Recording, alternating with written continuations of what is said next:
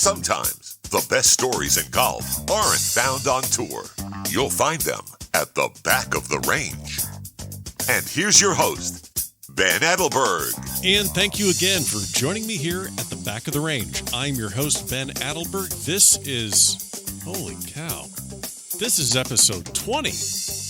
Lots of great tournament wins over the weekend. Jason Day back in the winner's circle again for the second time this season on the PGA Tour. Bernhard Langer picked up another win on the Champions Tour. And on the amateur side, the team of Casey Dezenovich and Ronnie Davis picked up their first win at the Florida State Golf Association's two-man shootout at PGA National. Congrats to everyone. But the big win of the past weekend, clearly, Amelia Navoa. She won her age group. Got second place overall in her IMG Academy Junior World Qualifier. Amelia and her dad, Victor, are huge fans of the podcast. We couldn't be more thrilled to give her a shout out. Amelia, keep up the great work. I hope you all enjoyed episode 18 and 19 last week. Special thanks to Greg O'Mahony, who really promoted the hell out of the episode for us on all of his social media outlets. Got a lot of great feedback. If you liked that episode, or a previous one for that matter, please share the podcast on your Facebook page, Twitter, Instagram. It really does go a long way. I'm getting a lot of texts and emails from people I haven't talked to in years. They're enjoying it. I hope you are as well. And remember, you know I like giving things away. I got some towels floating around here and maybe hats later on down the road. So if I see you sharing the podcast, I'll be sending something your way as a thank you. Don't forget, we are on Instagram. Check us out, The Back of the Range Podcast. Our website, thebackoftherange.com. That's where all the episodes are. That's where you can link up to Stitcher and Overcast and all of the podcast providers. And remember, if you need to contact me for any reason, Ben at thebackoftherange.com. Keeping things a little bit close to home this week, our guest is none other than the president of the Florida State Golf Association. See, you thought I was going somewhere else. Steve Carter is just an impossibly nice person. He played collegiately at the University of North Florida, where they won a national championship. He played professionally for some time, and after regaining his amateur status, has become one of the finest amateurs in the state of Florida over the last 20 years. He's won numerous titles. He's appeared in multiple USGA championships at historic venues like Oakmont and Pebble Beach. But most importantly, he's a true gentleman of the game. He's active in growing the game the right way throughout the entire state of Florida. We have some great stories, some healthy debate in this episode, and I hope everyone enjoys it. So, Steve, thanks for joining us on our 20th episode here at the Back of the Range. I appreciate you having me, Ben. Look forward to it. No, thank you. Absolutely thrilled to have you here with us, Steve. There are tons of things we have to get into. Your college days, winning a national championship, playing professionally, getting your amateur status back, and all the great work you're doing with the FSGA. But let's start at the beginning. How did you get into the game of golf? Yeah, I grew up here in Jacksonville, and my dad exposed me to the game probably about 10 or 11 years old. I'm the youngest of three boys, and we were involved in every sport known to man. So golf wasn't a high priority, but something we did maybe on a Sunday afternoon every now and then, batted around a little bit. And he was a decent player. I never got to see him play at a significant level due to his health, but he could putt the lights out of it. But he's the one that exposed me to it and would drop me off on summer days, and sort of gave me the passion for it. You know, it's really fascinating because there's guests that we've had on the podcast that have the similar upbringing that you had in the game, which is actually pretty close to mine. I just kind of fell into it and play a little bit on the side. And then you have, guys that had fathers or mothers as teaching pros, and just from day one, they're at the club and completely immersed in it. Did you ever have thoughts of, your friends that were really into golf from an early age? Do you think it would have gone differently for you if you would have taken that route, or you did this introduction to the game really kind of fit your personality? I think it did, and I had no thoughts on playing golf as a primary sport, to be honest with you. It was, basketball, baseball, football, the real sports we all, what's that? The real sports, the real sports. There you go. Okay. And, my oldest brother played college basketball. My middle brother was a very good baseball player. I played a ton of baseball from a very early age. and that was probably my best sport. But life takes you down a different path. But I really didn't hang out with kids that played golf. We weren't members of the country club until a lot later. So I didn't really hang out with kids, and golf honestly wasn't as popular, that, as Sure. it is today, and focusing on one sport. So it was just something fun we did on the side.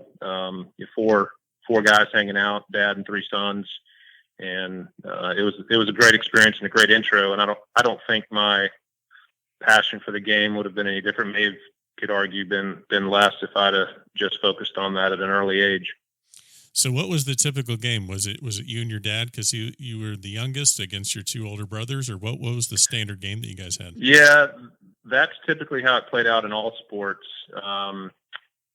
Usually whether it was 2-on-2 basketball and one of my brothers would block my shot, so my dad would block theirs.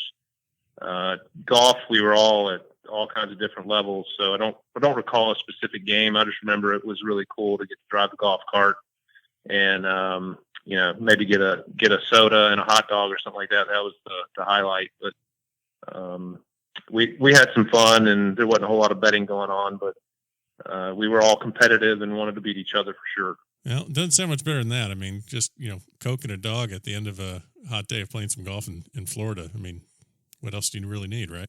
Yeah, throwing a sweet tea and maybe a Snickers bar there too. All right, there you go. So when did baseball kind of get phased out? Because I'm assuming you played in high school, because you definitely played in college. So when did baseball kind of phase out, and then you started going on that path of golf? Yeah, it happened to me when I was, I guess, 15. I got injured a couple times in the same area of the knee. I went through that weird growth spurt that we were all going through. So some of the contact sports started to be limited, and started playing some junior events and just in the city of Jacksonville, and had some fun with it. So it was 15, 16-ish when I really started just playing golf, and wasn't playing anything else from a major competitive level. When did you start thinking about, okay, I want to maybe take it to one more level, see if I can play in college? How do you get noticed if you really don't have a whole lot of a junior background in the game? How did you get noticed, and how did you play in college? Yeah, I probably didn't really get noticed. I could shoot some decent scores for 9 holes, and again, it's such a different era today in the access to tours. That there was the AJGA, but we didn't have the financial ability to go travel and play all over the place. And honestly, I wasn't good enough to be able to play at that level with the David Duvalls and those types. But I was decent. I wasn't great, and I think coming out of high school, playing some tournaments, playing a couple state events.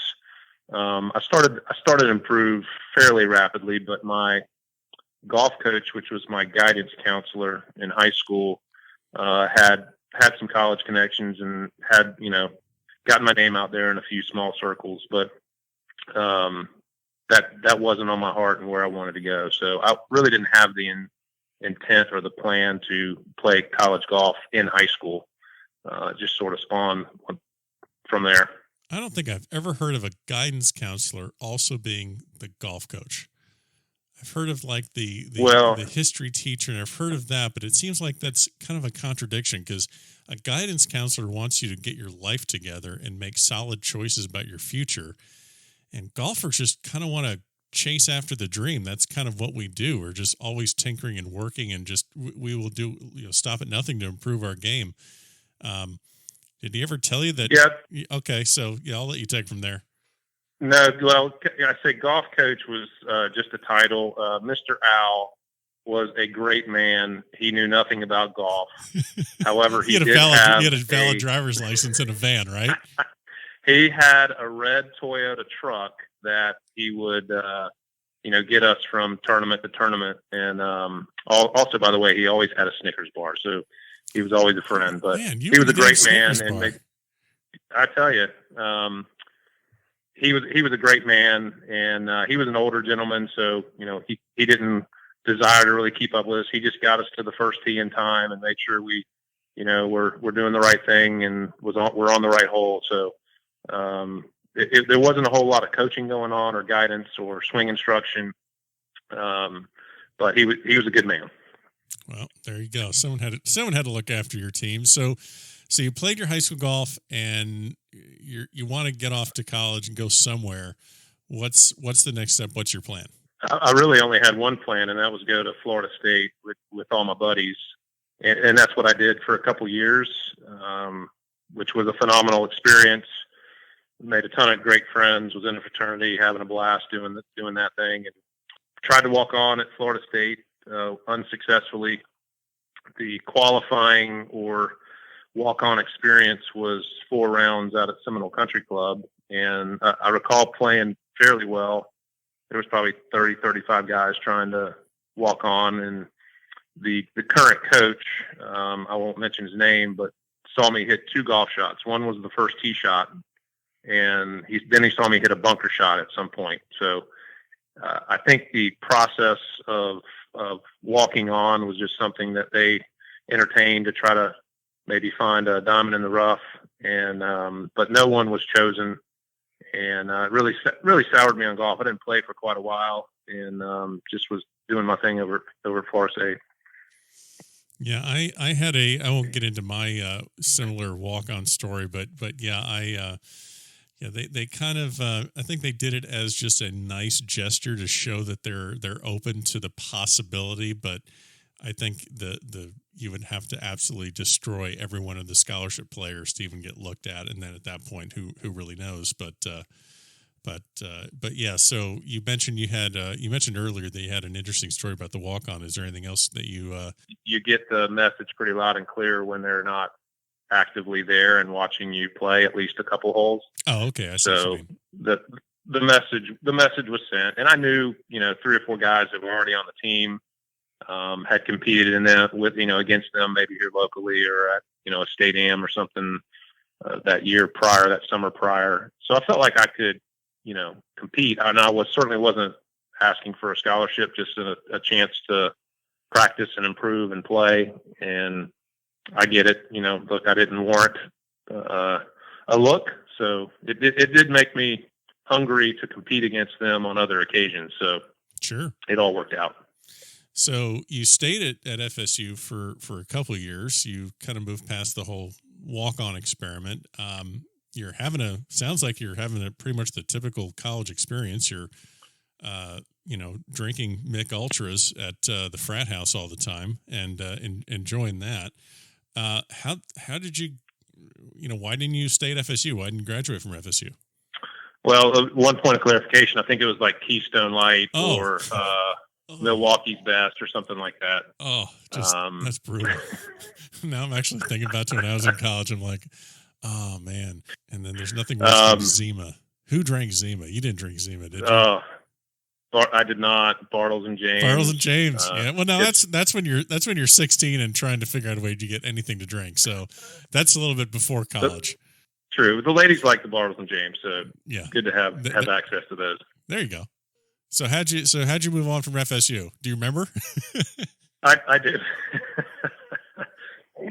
I do. It just so happened after my second year, actually during that summer, one of my friends who was only 4 years older than I took over the golf position at UNF and offered me a chance to come back and play and sort of earn my way into a scholarship if that's the way it played out. And so I gave it some thought and really probably took a little bit too long of time to make a decision. But at the 11th hour, I decided to give it a go and leave Florida State, come to UNF. I had to go back and live at home for a semester because I delayed my decision so long. And moving from a fraternity house of 44 guys living in a house to going back home was a little bit of a adjustment, but great parents, so it all worked out.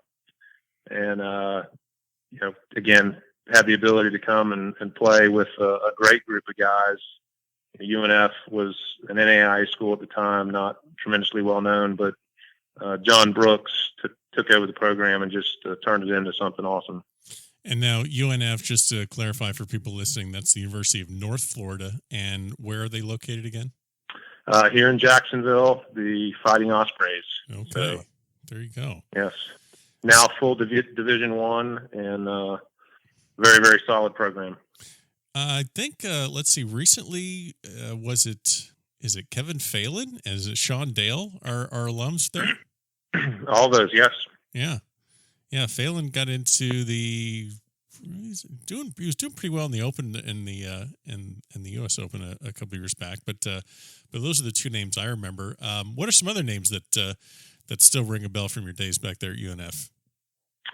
Well, we had again, I mentioned we had a great group of guys. There was a guy that transferred from the University of Florida, Jamie Burns. He was our number one player, and just, wants to compete at everything, and really taught me how to practice. I never knew how to practice, and even though I would spend a lot of time with it, practicing the right way makes a difference. So he was our number one player. A gentleman from Sweden, or actually two guys from Sweden, who were tremendous guys and players. A gentleman transferred from University of Central Florida.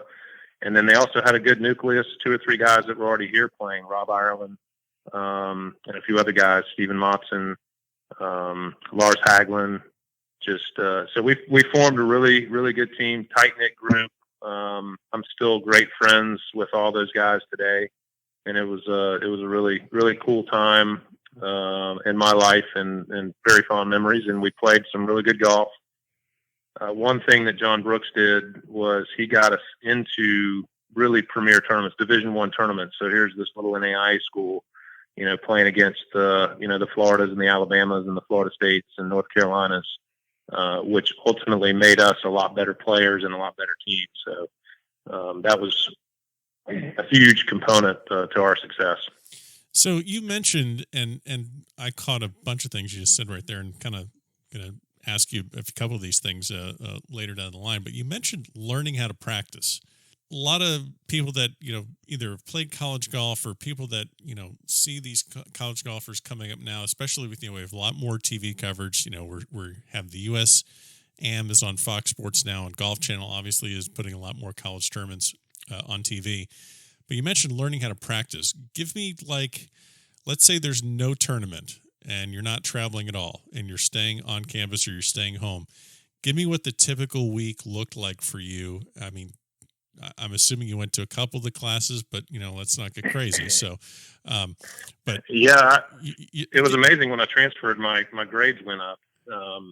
To UNF from Florida State, but from a large school to a small week. School. Yeah, there you go. So yeah. Exactly.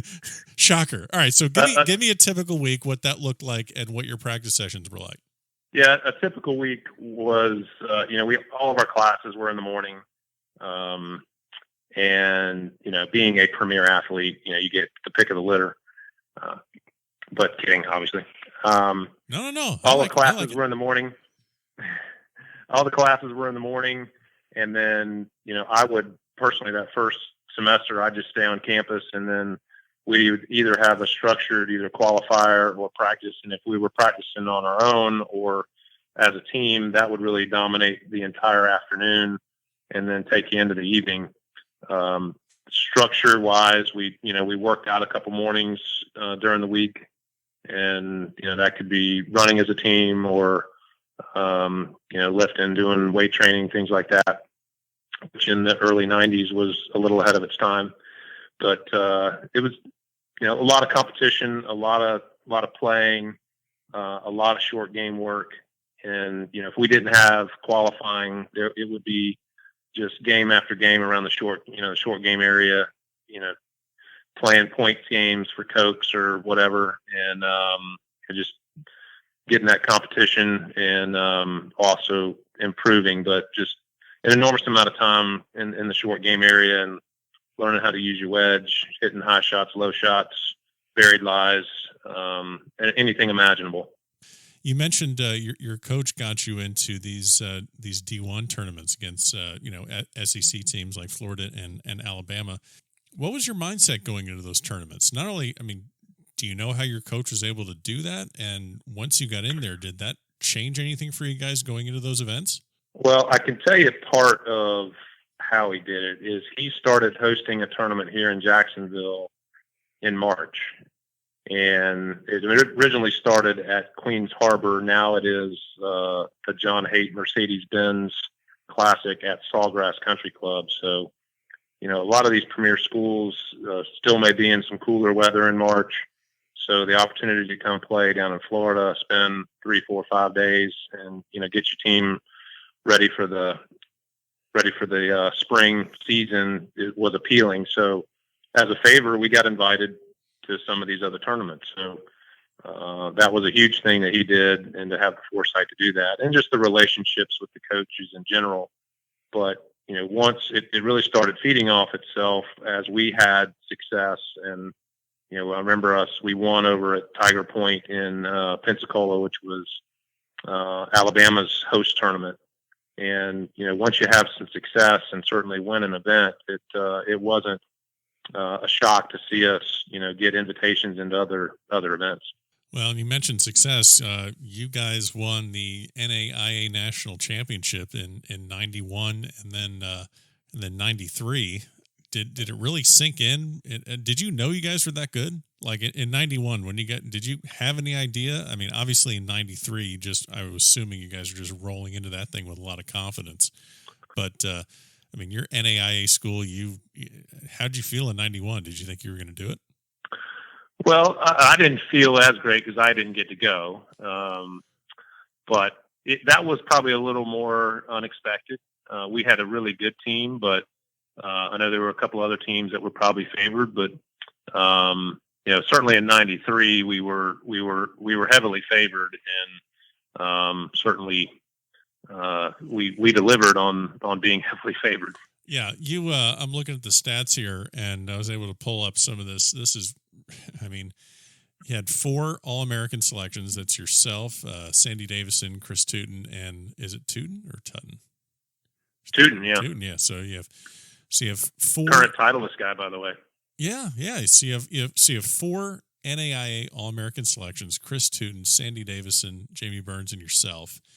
You guys win the team, the team portion by, 55 strokes. And then I'm assuming you know this about yourself, but you actually still hold the record, lowest 36-hole individual total. You're at 134. That had to have been just a ridiculous week. I mean, give me a story about that week, other than the great golf. But I'm sure you must remember that very, very well. Yeah, it was a blast, and I remember us getting in the van, heading back to the hotel after the first round, and I think we shot 13 under as a team. Rings a bell. And our coach, John Brooks, said, "All right, boys, good job. Beat it tomorrow." And we came out and shot one better the next day, 13 or 14 under. So it was an incredible week. We had an unbelievable time. Of course, we were here at home at the Valley Course at Sawgrass, so that certainly helped. So during this championship, you guys are winning. You're running away with this national championship. Borderline unfair to the other teams, and it's not an easy course. This is at the Valley Course at TPC. I mean, this is a challenging course. Now your round, you shot 67, 67, 78, 73. What do you remember? What happened during the round where you shot 78? I mean, did you guys kind of go out a little too late the night before? Did you forget your shoes? What happened with the 78? No, we were pretty well monitored, so there was no shenanigans going on the night before. But I don't know if I've ever disclosed this before, but I had cleaned out my bag the night prior and forgot to reload on golf balls, and I ended up only having a sleeve of balls in my bag that third round, 2 of which I lost on the front 9. So not saying that was the sole reason for the 78, but it certainly added to the anxiety level and having to play the whole back 9 at the Valley, which there are some holes with a lot of water on it. And thankfully I'd survived. But I do remember my brother my parents being out there, and I told my brother or told someone that I was really low on ammunition, and I think they're hunting around trying to find some Titleist golf balls for me, but thankfully I didn't need it. And you have to, and obviously, if you run out of golf balls, you can't put a card in, so that means that your score is automatically going to be the one that isn't counted. So if one of your other teammates, now that 78 probably that didn't get counted, did it? I don't think so. Okay, I don't think so. So that, it sounds like that wasn't even a fair fight with all the teams coming into your backyard, and then you just smoke them by 55. That was your senior year, is that correct? That is correct. Okay, so that's how you go out as a national champion. Really can't do it much better than that. And then after college, I'm guessing you're coming to that realization, like, okay, what am I going to do? And you decide to play professionally for a little bit. Is that correct? I did. I tried to give it a go. I had, I had improved pretty rapidly in my time at UNF, and became a lot more consistent. And I was always the type of golfer that could make some birdies, but early on, I was the guy that was going to throw in a big number or two that would damage the score. But I had a desire to see how good I could be, and was fortunate enough that my parents were able to help out and get me going, and played for about a year and a half, and it was an unbelievable experience. Played some of the Florida mini tours and played the Hooters tour for about a year and a half, and traveled and saw some unbelievable sights and made some unbelievable relationships that I still have today. And it was a great learning experience. So these mini tours, today everything is online. You could pay for these events online. You can get hook up your checking account to a PayPal account, and everything is just very, very transparent. It's run it's pretty seamless. If you have a smartphone, then you have your own office with you, and you can handle your entry fees and things like that. What were the mini tours like back then? We're talking about like 94, 95. Correct. So I can't. I imagine just the characters you're running into on these tours are just absolutely nuts. I mean, it sounds like you're pretty much the typical, hey, I just got out of college, I'm not going to get a real job yet, I want to give this a shot. There's got to be some wild people that you're running into. Oh, yeah, man, it was quite a mixture, I'll tell you that. And that was part of the intrigue. And, as you meet people and learn their story, and whether it's, a guy that's sort of living in his van and he's got his wife with him, and they're all in, man. Everything they have is in that van, and they're traveling week to week. And, or, the guys that maybe have access to more things than you do, and watching their program and how they operate. And it was an interesting mix, to say the least. And, every week it was 168 guys at the time that had paid $500 per tournament from an entry fee. And you're playing for $100,000, which is the total purse, $15,000 to win. And, so you had to play really well to make any money at all. I think maybe 20th place was the break even. And that's if you stayed at the Motel 8 and ate Taco Bell every night. But, it was a great experience. We went to some really interesting places, but the relationships that I made and what I learned about myself and learned about my game was invaluable. So you mentioned you're bouncing around the Hooters tour, and obviously mini tours. Just the stories out of these tours are just infamous. Just people just living out of their cars. They're scraping money together just to eat, and you got 6 guys to a room. Give me just one of the characters that you saw on the mini tours. Just thinking to yourself, man, I don't know how this guy's doing it. I don't know where this guy is going to end up. I mean, there had to have been a lot of guys there that fit that mold. So give me a good story about a guy out there that that still you remember to this day. Yeah, well, I remember a ton of guys, but one guy in particular that I spent a decent amount of time with is a guy named Brian Contact. And what a great golfer. He was, I think it was Kontak. unbelievable player. He's from Arizona, could hit it a mile, but he was a wild man. And I remember he would always base his dinner decision on how he played. So if he played really well, he went to eat somewhere nice. If he didn't play well, he went to Taco Bell or somewhere like that.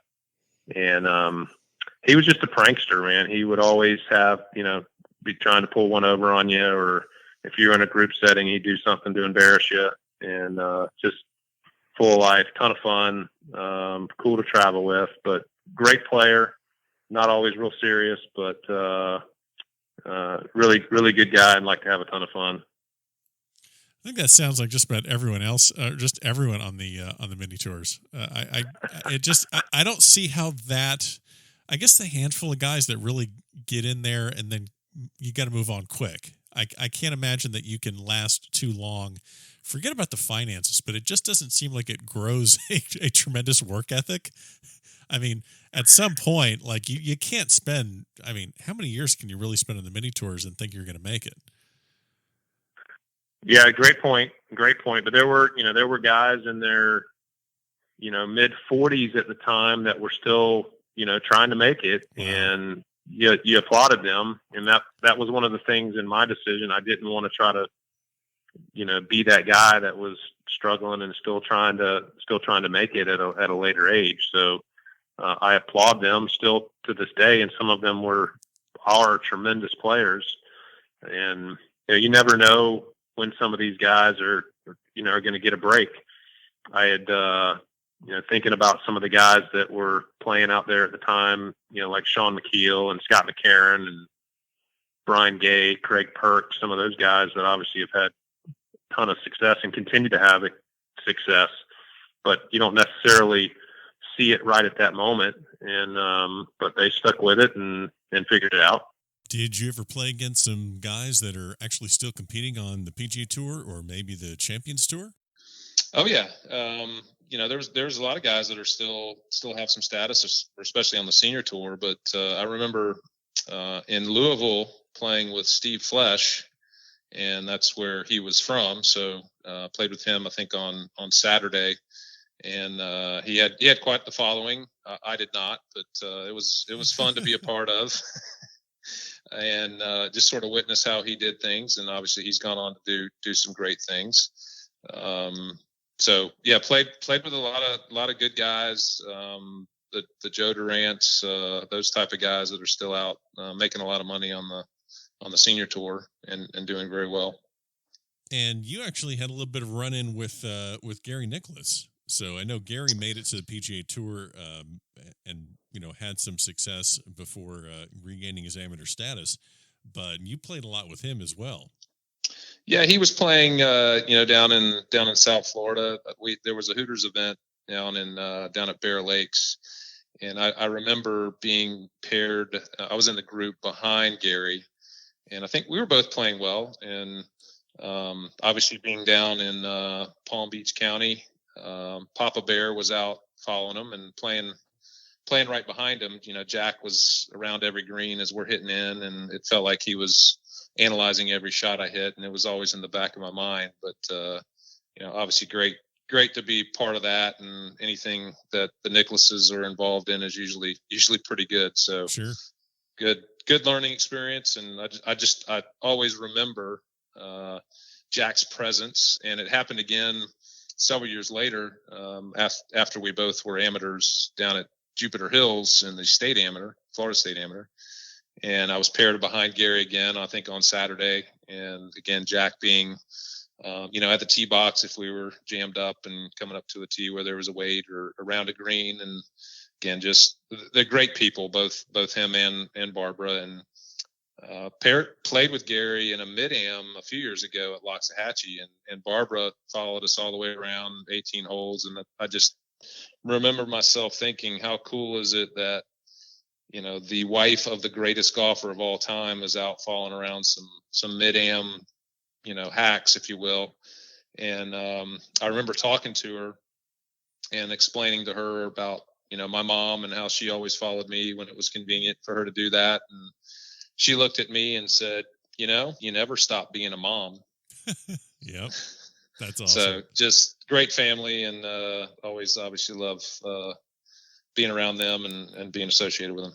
Well, you're competing on the mini tours. I know there's a lot of people listening that possibly romanticize that notion of chasing your dreams to reach the PGA Tour, but you were kind of coming to an end of it. You had a different taste in your mouth about professional golf and competing.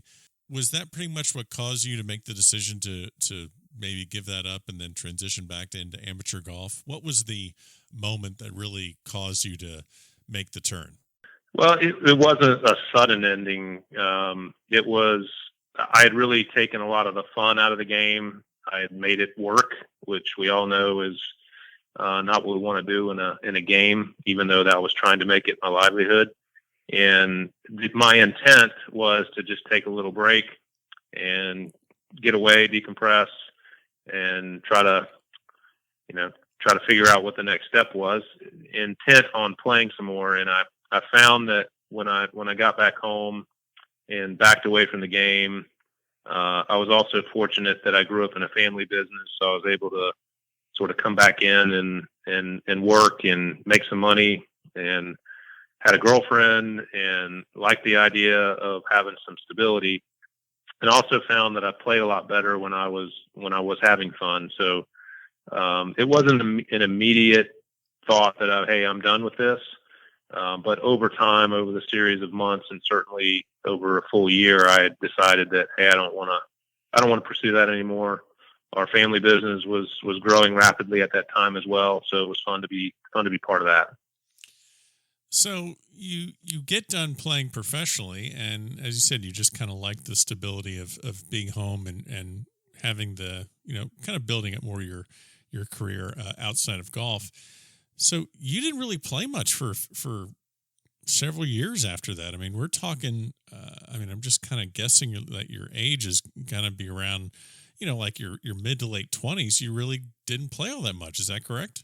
I did not. And that does sort of tie in with our family business, which was going through enormous growth at the time. So we were, both my brothers, and I had aunts and uncles, and certainly my dad. So we spent a ton of time in the business, and we had a ton of fun too. We traveled a lot. We worked hard and played hard, but I did not play much golf during that period. That is correct. And what's the family business? I'm sorry. We were a welding supply distributor at the time, and we had 14 locations throughout the Southeast. And my dad was a sales guy and sort of jumped on every opportunity to grow, and then left it up to the boys to figure out how to manage it. Oh, so that's fun. Thanks, Dad. We were very busy, and it was a great time, fun time, and learned a lot too. Very cool. So the game does get its hooks back into you at some point, though. So it looks like you're regaining your amateur status around 1999. And I guess, just looking at the stats and looking at what you accomplished with Florida State Golf Association events and some USGA events, I mean, you've played in six of these USGA events, and your 3 USAMs are, USGA always does great with their venues, but man, you go 99 at Pebble Beach, 2000 at Baltusrol, and 03 at Oakmont. I mean, those are arguably the top 3 that you can, if you pick 3 of them out of a hat, those are the top 3 you can pick. How exciting was it to get back into high level tournaments? Yeah, it was unbelievable. And it did sort of validate my decision and the path I'd been on with golf, that, hey, you can still have a ton of fun. You can still be competitive. And so I felt rewarded in that standpoint, because I'm sure I was never going to play in the AT&T Pebble Beach Open or, at Oakmont. And to get access to earn your way to playing a USGA championship on those golf courses was just phenomenal. A little bit overwhelming. Pebble was just a dream, and just being out there was fun. And the course was set up ridiculously hard in preparation for the 2000 Open that was going to be out there. We were test dummies for them, And but it was a phenomenal experience. And I mean, can you even play up to your potential in a situation like that when you're at the USAM, when you're at Pebble, or even Oakmont? I mean, are you truly in your typical tournament mode, or are you just kind of kind of there as a spectator almost? Not to say you didn't have the game to compete, but you understand what I'm saying, right? absolutely, I can tell you, I wasn't prepared, and I think the only thing it's all experience.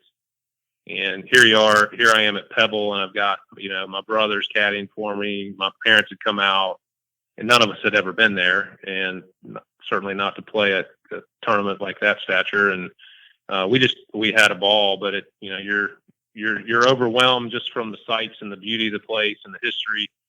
A funny story about that event is I had to start on the 10th hole at Pebble. And if you've ever been out there, that is basically on the cliffs of the Pacific Ocean and a tremendously hard driving hole. So I remember just obviously being nervous, and my first tee shot in a USGA championship found its way onto the beach at near the Pacific Ocean. But I think you can play well in spurts, and those types of championships just come down to being able to manage your emotions and handle difficult conditions, and being able to make a bogey when you mess up, not worse than bogey. Well, I only have one USGA on my resume, nowhere near what you have on yours, and I still can't get over the fact that you had those 3 courses. If you had to pick one to play every day, which one would that be? Of those 3? Sure. Wow. Probably Pebble, just because of the scenery. And which one at the time did you think was the hardest? Oakmont. Yeah. Everyone mentions how difficult Oakmont is. And that's the one that Flanagan won that one. I mean, did you get an idea when you were at these tournaments just by looking at the players, whether in practice rounds or the people that you played against? Did you get any idea of anyone there that really stood out at either one of those USAMs? Did you see someone there that you're like, okay, I'm not at that level. This one is clearly going onward and upward after this. Yeah, at the 03 tournament at Oakmont, I played with a young man named Brock McKenzie, who was an All-American at Washington. I think he's still playing professionally, but just the sound when he hit the ball and his touch around the greens was phenomenal. It was fun to watch him play. Played with Hank Keeney in an event. It's just a different level. Not that you can't compete with them on a given 9 or a given day or even a given tournament, but the consistency and the ball striking over time is just at a different level. So again, you're playing at these just institutions here for the U.S. Amateur. You have Pebble, and you have Baltusrol, and you have Oakmont. Actually, all 3 major championship sites for Mr. Nicholas. So there's a little bit of trivia there. That must be a nice thing to know about that. So tell me a little bit about Oakmont, about your start at that tournament. Yeah, so a couple things. First of all, one of my business partners had come up to caddy for me, and which was awfully nice. He was not able to make the practice round at Oakmont, so he had no idea what he was walking into, even though I tried to explain to him. But like me, he was also a little nervous. And the first tee at Oakmont, which is right by the main putting green in the clubhouse, and he's got his caddy bib on, and he's grabbing everything known to man: pencils, tees, yardage markers, scorecards, everything that he can stuff into his caddy bib. And so we go off and we play, and we've played the front 9, and we get around to 16, which is a lengthy par 3, and there's a really long wait. So we're, just milling around and just chatting, and he's going through his caddy bib and pulling out some things, sort of cleaning up a little bit. We only got a few holes left, and he pulls out a scorecard, and it was one of the pre-printed scorecards for the group behind us, for George Zeringer. Oh no. Who Zeringer's won the U.S. Mid-Am too. He's not a guy that's just a tourist at one of these events. He's a stick. He's won. No doubt. He's a serious golfer. So, I immediately started laughing, and then he asked if he should go give it to him, and I said, absolutely not. Oh, so I can you should have said yes. Oh. I can only imagine the USGA officials going to get the stuff for the group behind us and not having George Zeringer's scorecard ready.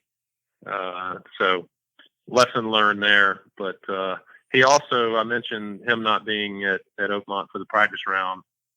On the very first hole, which is a really hard hole, the green slopes tremendously from front to back, and I had left it just short of the green. It was puttable, and again, him not being there, he had no idea of the speed of the greens.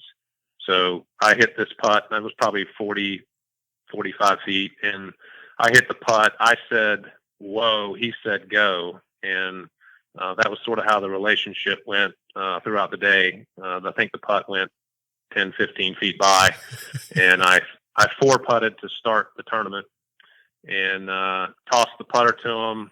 After number one, you walk across the Pennsylvania Turnpike, and I was obviously a little hot under the collar. And by the time he caught up to me, he basically said, hey, bud, don't ask me what these greens do anymore. So solid. Great way to start. Solid. Great way to start the USM. I mean, solid partnership right there. That's so well. Hey, at least you made it there. You made it to Oakmont. I mean, that's a hell of an accomplishment there. But yeah, that's might need to get a new caddy. Now, if you get back into another USGA event, is he getting a call or no? He would. He actually caddied for me at the Mid-Am up in Long Island. Oh, okay. And, so you really don't think that the tournaments are hard enough. You just want to kind of put yourself really behind the eight ball with with a bad caddy. All right. Well, So you move on past the USAMs, and you're old enough to play in the US Mid-Ams, and that was, let's see, you had 05 at the Honors Course and 2010 at Atlantic Golf Club. How different is a US Mid-Am over a USAM? Just the general vibe and feel of that event. It's much different, and for the most part, the guys at the Mid-Am have somewhat accepted their role and responsibilities in life. Most of them have, a lot of them have families, obviously have stable careers, and it is just a totally different vibe. The USAM is, it is like, I assume, like a US Open, just everybody's there for one purpose, try to win, very structured and rigid. And at the US Mid-Am, guys are sitting back, having a beer, chatting. Hey, tell me about your family. Tell me about your careers, creating partnerships. And it's just a totally different vibe that, being through both sides, certainly enjoyed both of them, but the US Mid-Am is just it has a totally more, relaxed feel. And I would imagine that the U.S. state team that you played on, so that's basically each state golf association selects 3 players, and I assume that it's different qualification specifics for each state. But so you're on that team in 05, and that's that's a different event as well. That's kind of along the lines of what the 4-ball is, because the amateur obviously has the prize at the end of the tunnel, that getting into the Masters and the U.S. Open, and the U.S. Mid-Am has that as well. But the U.S. state team doesn't have that. So what was that experience like? How much different was that than any other USGA event? It was a little weird, to be honest with you, because, you didn't see everyone in one central location. There were split golf courses, split tee times, and it was still a great event and had a ton of fun. And the team environment in the USGA is certainly totally different, as you mentioned. But you're paired with 2 other states during that day, all depending on how you play, determines, what time and sort of what wave you're in. But it was a great experience, and true to the USGA, the way they set up the golf courses and they make you earn it. And who was on that team with you? I believe that was Rick Wolf and Kelly Goss. There you go. Those are a couple of legends in the FSGA ranks. No doubt. Oh yeah. So I'm just also we mentioned the FSGA. You're very involved in the Florida State Golf Association, and you're on their advisory board. A lot of the when you look at these state golf associations and what they do, obviously you think about the tournaments that they put on, and also growing the game for the juniors. And Florida has a great junior tour. What does and that's more the tournament staff, the directors and the tournament directors and planners and things like that. What does an advisory board do? Like, what are your responsibilities throughout with the FSGA? Well, that is a great question, and I will make a clarifying point. As of this coming year, I'll actually be the president of the FSGA. President of the FSGA. Do you get do they pad your handicap? You get to kick the ball out of the rough. I mean, what do you get for this? You get nothing, but okay. maybe a little better seat in heaven, I hope. But okay. Well, presidents get lots of respect, so you'll be fine. To answer your question, the FSGA does so much more than just run tournaments.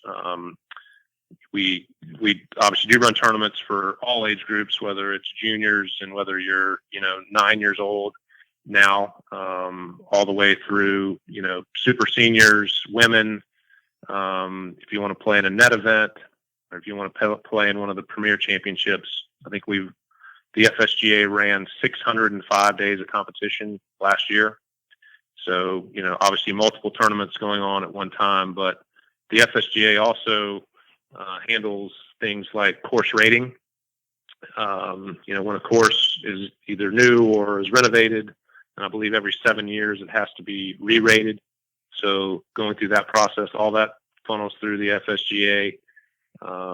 Very active in obviously the handicapping side through the USGA and GEN, supporting all the clubs that offer that and run their own tournaments. So the club support is a huge thing. And then just ultimately benefiting golf and everyone in Florida that plays golf. So it's a great organization, great folks in that organization, great leadership, and it's been fun to be part of. So you're going to be president. So if so what are some things that you want to accomplish in the next? Now, how long's the term? Is it 2 years, 4 years? How's 2 years. 2 years. Okay, so 2 years. So you're gonna be and can you get reelected? I mean, do we need to start raising money for your reelection campaign, or is this? Or we just draw or they just drew your name out of a hat, didn't they? That's what they. Okay, they did. All right, they did. So you got 2 years. Have you thought about what you would like to see? What you'd like to accomplish in the next 2 years? Like, what's something that you can look back on and say, man, I'm glad I went after that. I'm glad we were able to get that done. You know what? That's a great question, but it's a hard question because the FSGA is in such a phenomenal position right now. Everything that has been done over the last really decade or even longer has gotten the FSGA where it is now, and certainly the growth of the game in the junior area. We merged the Women's Association several years back, so it is this total consolidated look at the game of golf in Florida. So it's hard to say, hey, I want to try to improve in one of those areas. With that said, there are opportunities, continuing to serve clubs in all of Florida in a little better manner and better communication. And certainly you can always run more tournaments or run them better. So as long as the focus continues to be on the game and how we can improve it, I think we'll be fine. Part of my role is to not mess it up. Oh, okay. That's probably the biggest thing I can do. Yeah. That's not a bad goal to have. That's not bad. So let me throw this question out to you. I just, you mentioned that you play professionally and you got your amateur status back. There's mid-ams kind of fall on both sides of the spectrum at that. Most of the mid-ams are either lifelong amateurs never played professionally whatsoever. And then we also have a lot of these reinstated amateurs.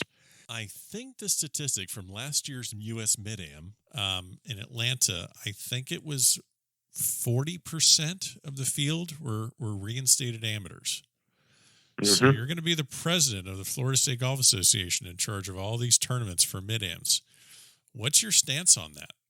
Do you think it's fair that someone that played professionally, maybe even a web.com, a PGA tour player, do you think that they can just easily get their status back and then they're competing against guys that never went down that road?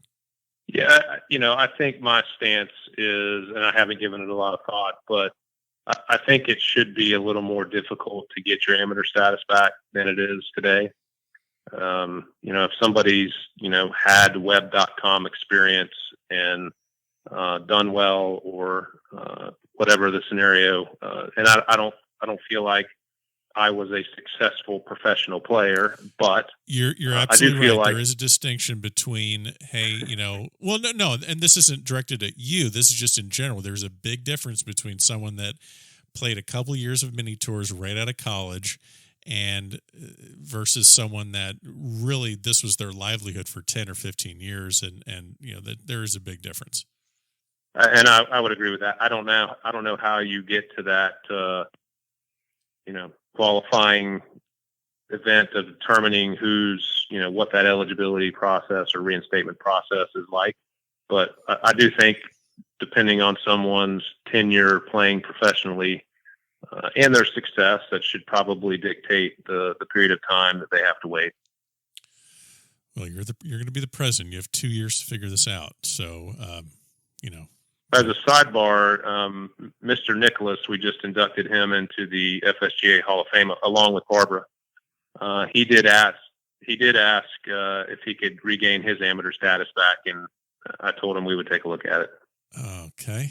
I mean, that would be hysterical just to do. But that's why I'm not allowed to be in charge, make these decisions. I would do that, but then he has to commit to a full schedule of like senior mid-am events and just use it as a marketing ploy for the FSGA. Yeah, he asked if there was an over 75 age division, and we would certainly create one for him. Create one, yeah, it's fine. So that would be hysterical.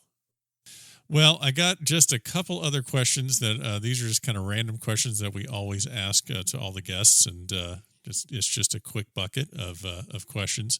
So let's see here. We have Jack's victory. I think I know how you're going to go with this, but so this question is Jack's Masters victory in 1986 versus the fifth green jacket of Tiger Woods. Obviously hasn't happened yet, but which victory would be the bigger one, and which one would you choose? Tiger's fifth or Jack in 86? Jack in 86. Yeah, you're a Nicklaus guy. I'm a Nicklaus guy too. So, yeah, but it's very interesting. A lot of people have different responses to that one. All right, before we let you out of here, you got to answer just one final question. You can give a major championship to anyone in history, alive or dead. No majors, 18 majors, anyone you want to. Who gets the major? Ben, I'm going to give it to you, buddy. No, you can't give it to me. You got to give it to a golfer. You can't give it to me. No. I'm not letting you off the hook that easy. I give it to a golfer. So I've struggled with this, Ben. I'm going to give it to my dad. He loved the game, and I think actually, you know what? Give it to my mom and dad. Is that possible? Yeah, I think we could do that. We can let you give a couple majors to your parents. Who am I to come between that? All right, mom and dad. I got to keep it in the family. They're the ones that supported me through everything, and my mom's a huge sports fan, and dad got me into the game, but mom sort of supported me all the way through, got me to tournaments, all that stuff. So we'll keep it in the family. All right. Well, Steve, really appreciate the time. We will definitely catch up. I look forward to seeing all the things you're going to do for the FSGA in the next 2 years, and I'm sure we're going to play a lot of golf together. So thanks for being a guest on the Back of the Range, and we'll catch up soon. All right. Thanks, Ben. Thanks for having me. And there you have it, another great episode here at the Back of the Range Golf Podcast. Special thanks to Steve Carter, president of the Florida State Golf Association, for spending some time with us to discuss his playing career and everything he has going on with the FSGA. Don't forget, follow us on Instagram. I have a couple announcements coming up very soon about some upcoming guests. If you have any questions, feel free to shoot me an email, ben@thebackoftherange.com. In the meantime, have a great week. We'll see you next time here at the Back of the Range.